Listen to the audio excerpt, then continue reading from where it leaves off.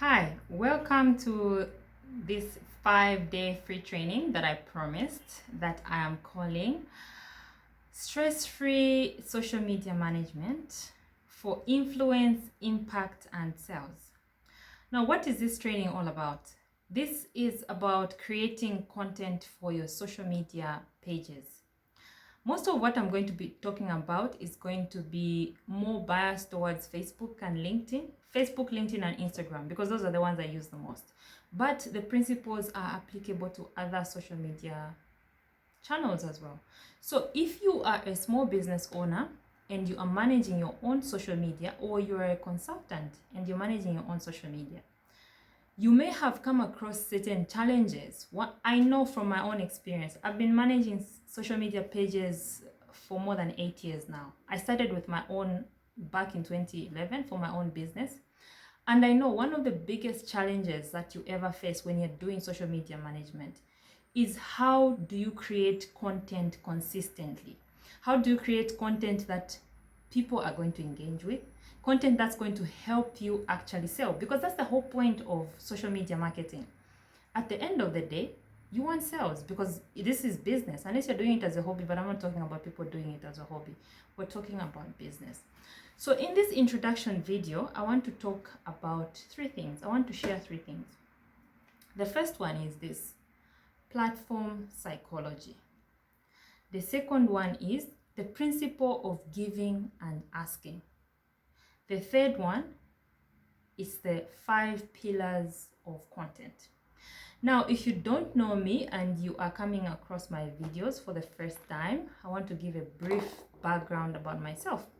My name is Susan Mwenda Mlongoti. I am a digital marketer. So I offer social media marketing to clients. I am also an author of 6 books. It's more than 6 now, but I like to say 6 books.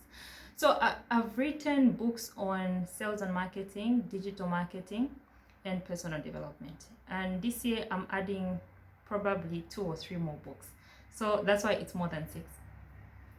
So I've been in entrepreneurship for the last, from 2011, about 9 years now. Okay. I started my business.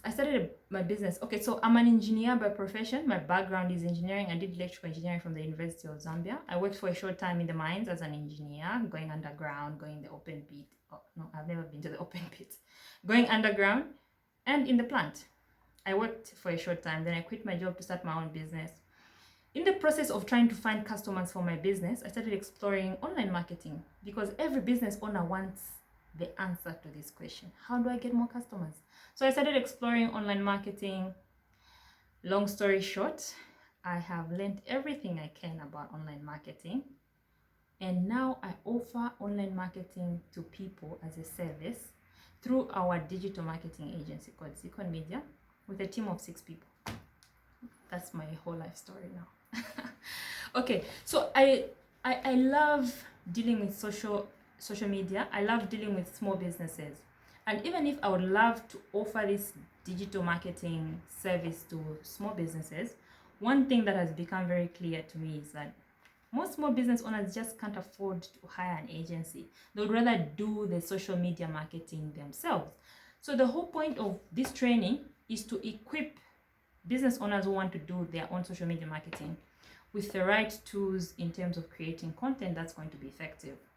It's also helpful for someone who's trying to offer digital marketing services. Like if you're a new freelance social media marketer, or you work in an organization and your job is social media marketing, maintaining the social media presence for your company. So you're going to find this training helpful. Okay, I promised to talk about 3 things. Number 1, platform psychology. What is platform psychology and why does it matter? Platform psychology just means understanding the mindset of people who are on social media. Understanding specifically, why are people on social media? What is it that they're looking for?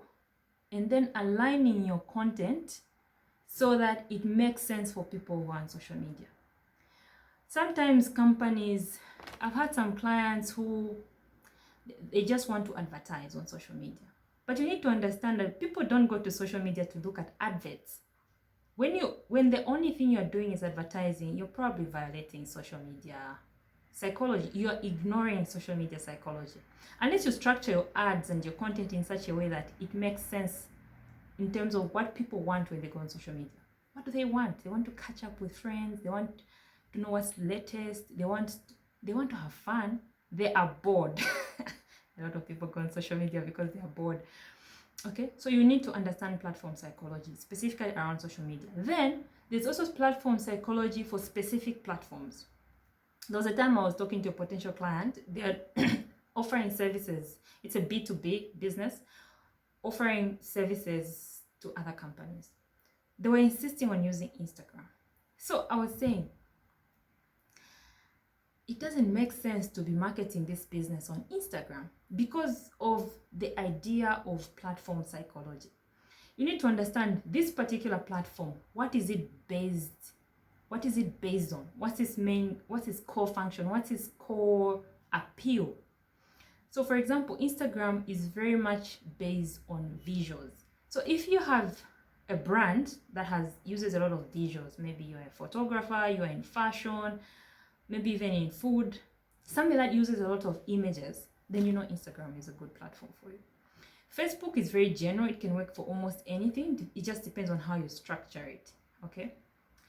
Then, if you think about a platform like LinkedIn, LinkedIn is a very professional platform. In fact, I've seen times when if you post something that looks unserious, people will say, this is not Facebook, take that to Facebook. This is LinkedIn, was like, we talk about serious things here. So this is what I'm talking about when I talk about platform psychology. So understanding platform psychology will help you choose which platform is best for your business or for your client's business and which content will be most suitable for them. Number 2, the principle of giving and asking.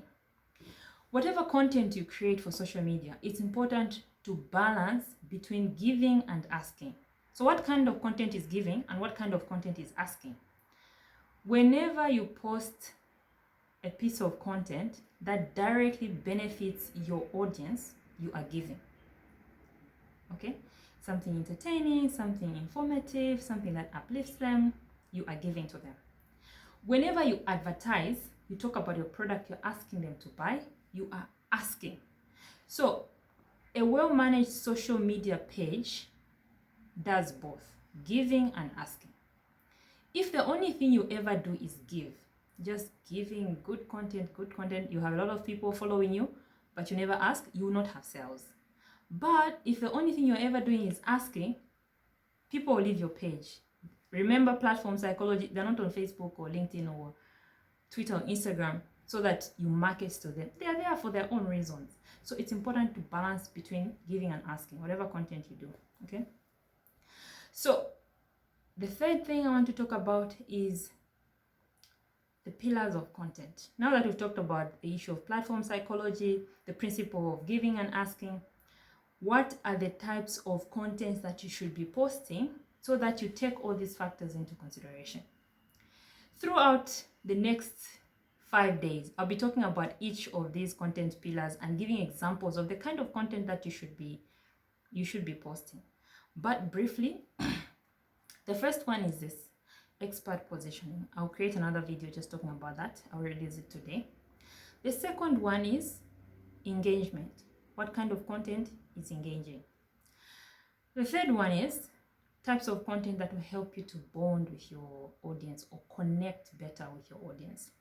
The fourth one is content that helps you to uplifting your audience. The fifth type, sales. As a business owner, if you had your way, if I had my way, would only post about sales. But we have to respect platform psychology and the principle of giving and asking. So you have to balance all these different types of content. And I'm going to be talking about each of these content types and how you can create them so that they're effective to help you have influence, impact, and sales. Thank you very much for watching. Look out for the next video. In the next video, what I'm going to talk about is expert positioning. Why it is important, why some people don't do it. I can give you a hint, it's because of fear. why you should do it, the advantages of it, and how you can do it. What types of content will help you to position yourself as an expert. That's the next video.